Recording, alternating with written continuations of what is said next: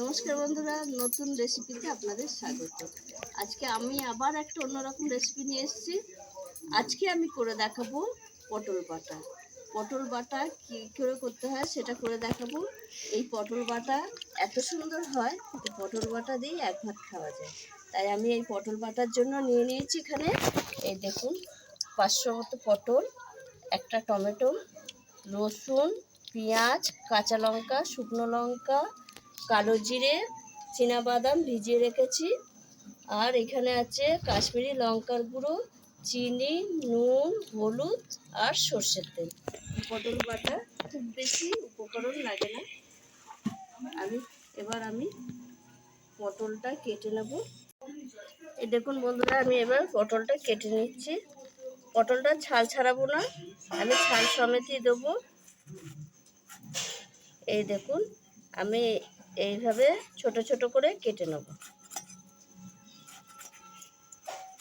আমি সব পটল কটা এরকম ছোট ছোট করে কেটে নেব।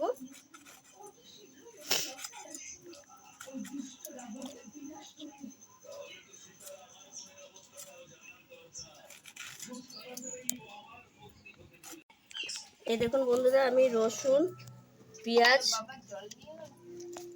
সব কেটে নিচ্ছি।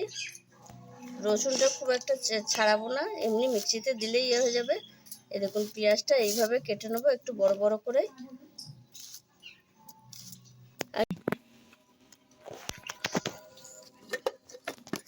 আমার পটল, রসুন সব কাটা হয়ে গেছে, পেঁয়াজ, টমেটো। এইবার আমি মিক্সিতে দিয়ে দিচ্ছি পেস্ট করার জন্য। এই যে পটল, এই যে রসুন এর সঙ্গে দিয়ে দিয়েছি। এই দেখুন,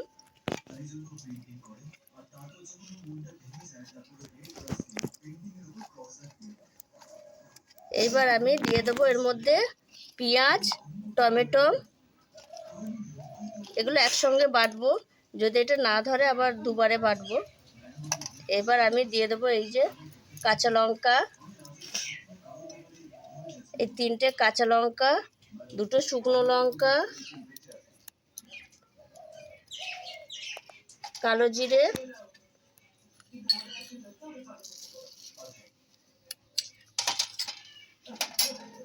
সামান্য নুন দিয়ে দেবো, তাহলে নরম হয়ে যাবে বাটাটা।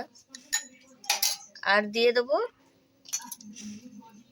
চীনাবাদাম, এই যে চীনাবাদাম ভিজিয়ে রেখেছি, দিয়ে দেবো। আমি এটা দুবারে বাটবো, একবারে হবে না। আমি এবার মিক্সিতে বেটে নিয়ে আসছি, আপনারা দেখতে থাকুন। আর একটু সামান্য জল দেবো, দিয়ে এটা ভালো করে পেস্ট করে নেব। আমি বেটে নিয়ে আসছি, আপনারা দেখতে থাকুন। দেখুন বন্ধুরা, আমি মিক্সিতে এই যে পেস্ট করে নিয়ে এসেছি। পটল, রসুন, লঙ্কা, টমেটো, বাদাম সব একসঙ্গে। এবার আমি এটাকে ঢেলে নিলাম। এবার আমি এটাকে ভেজে নেব। তার জন্য উনুনটা ধরিয়ে আমি কড়াই বসিয়ে দিয়েছি। আমার কড়াই গরম হয়ে গেছে। কড়াই দিয়ে দেবো সর্ষের তেল।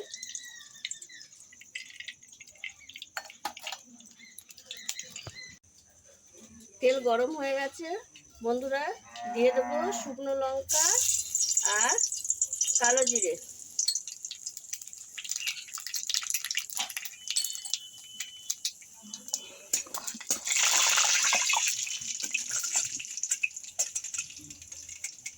এইবার আমি দিয়ে দেবো পটলের পেস্ট।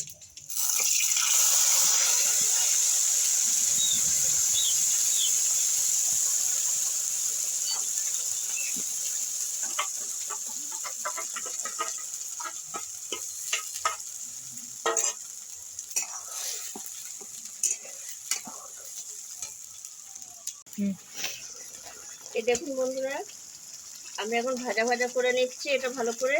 এবার দিয়ে দেবো, আমি এখানে নুন দিয়েছি, ওই জন্য এখন নুন দেবো না, পেস্ট করার সময় নুন দিয়েছিলাম। এইবার দিয়ে দেবো আমি পরিমাণ মতো হলুদ গুঁড়ো,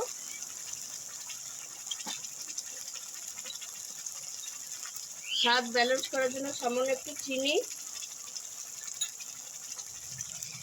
এখানে দিয়ে দেবো একটু কাশ্মীরি লঙ্কার গুঁড়ো, রঙটা ভালো আসার জন্য।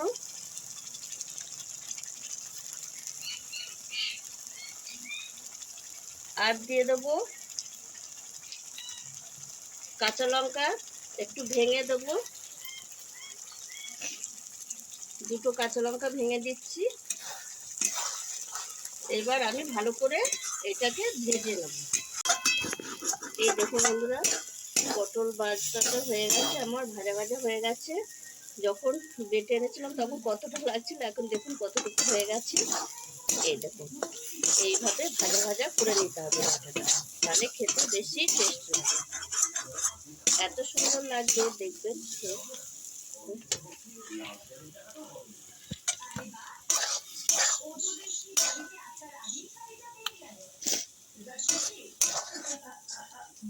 নামিয়ে নিচ্ছি আমি। দেখুন কত সুন্দর হয়েছে, একটা দারুণ গন্ধ আসছে, মনে হচ্ছে এখনই ভাতটা খেয়ে নিই।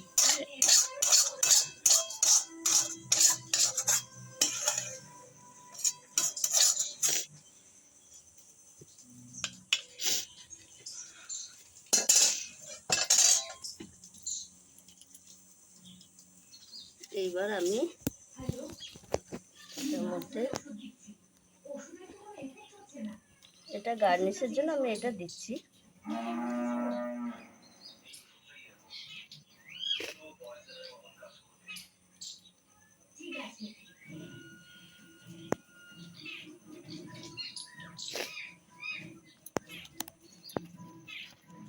দেখুন কত সুন্দর হয়েছে পটল বাটা। আপনারাও, আমি যেভাবে পটলটা বেটেছি আপনারাও এইভাবে বাড়িতে পটলটা বেটে খেয়ে দেখবেন, খুব ভালো লাগে। এই মনে হয় পটল বাটা দিয়ে এক থালা ভাত খেয়ে নিই, এত সুন্দর লাগে। একটু করে দেখে খেয়ে আমাকে কমেন্টে জানাবে কেমন হয়েছে আর কেমন খেয়েছে। আর এই পটলটা একটু যদি কচি পটল নেওয়া হয়, বীজ মানে বীজটা যাতে পাকা না হয়, বেশ কচি কচি বীজ হয়, সেই পটলটা খেতে বেশি ভালো লাগে। তাই আমার রেসিপিটি যদি আপনাদের ভালো লাগে থাকে তাহলে আমাকে লাইক করবেন, শেয়ার করবেন, সাবস্ক্রাইব করবেন। আবার দেখা হবে আগামী ভিডিও। টাটা।